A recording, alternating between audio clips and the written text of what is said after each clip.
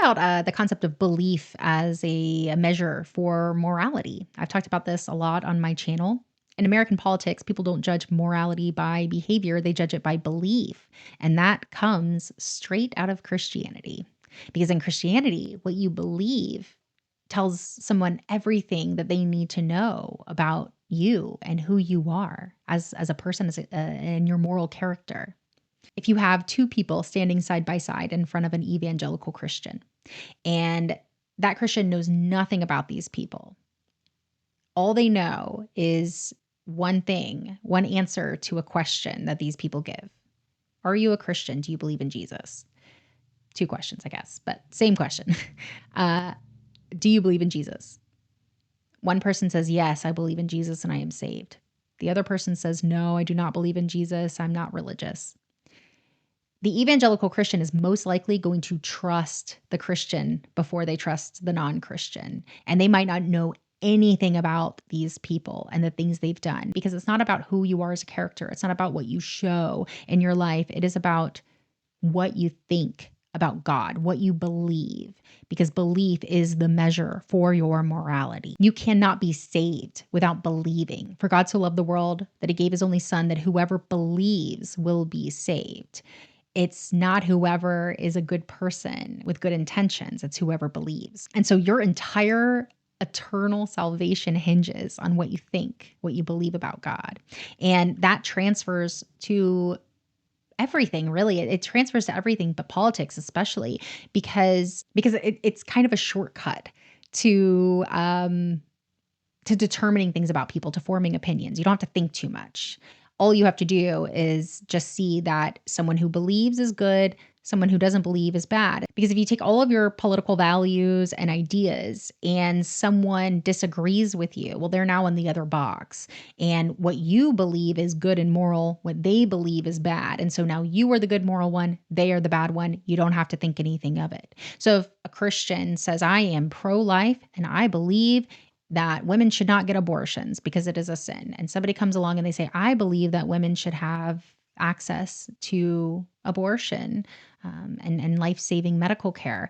Well, it doesn't matter that they care about human life. They care about women and suffering, and they care about the maternal death rate. When you allow women to get abortions rather than punishing them for it, you actually get less abortions. It's not about that. You don't have to think about any of that. All you have to know is that person believes differently than you do. And now suddenly they are a baby killer. They literally want to murder babies. And so in conservative circles, it's as easy as I'm a Christian, so I'm good. I'm a Republican, so I'm good. I love America, I'm good. I support Trump, I'm good. I vote red, I'm good. It doesn't matter what they do. It doesn't matter how they behave or what policies they want that actually helps people. It's all about, this is my identity, this is who I am, and it puts me on the good side. And this is why a Republican can watch a person like Trump lie and cheat and defraud people and say terrible, terrible things about women and marginalized communities, and just overall be a disgusting person and say, well, he's a Republican. He professes to be a Christian. He is an American. He loves America. I mean, it's about what he says he believes, right? It's not about how he behaves. And so it's about his identity and what he claims his identity is, rather than how he actually behaves. That takes precedent.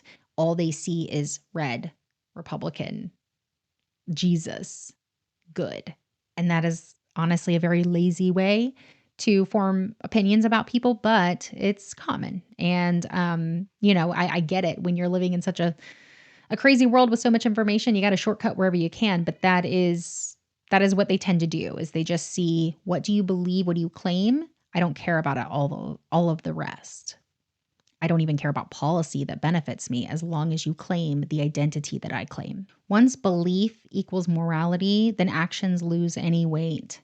And identity is all that's left and all that matters. And this is how people can simultaneously believe that Jesus loves the poor, and also cutting food stamps creates more lazy people that don't deserve any help, because they're not comparing actions to values. They are comparing team to team. Are you on team Jesus? Okay, you're good. Doesn't matter. No, the rest does not matter as long as you say you're on team Jesus. And this literally creates tribalism. This creates the divide between one side and the other, between Christians and ex-Christians or non-Christians, and between Republicans and Democrats, between conservatives and progressives, because you're going to hear Democrats are demonic, Republicans are God's warriors, Democrats are on Satan's side, and Republicans are on God's side. We're fighting for the soul of our nation. And so when you can look at someone who thinks differently, who has a different identity marker than you, and you can call them the villain,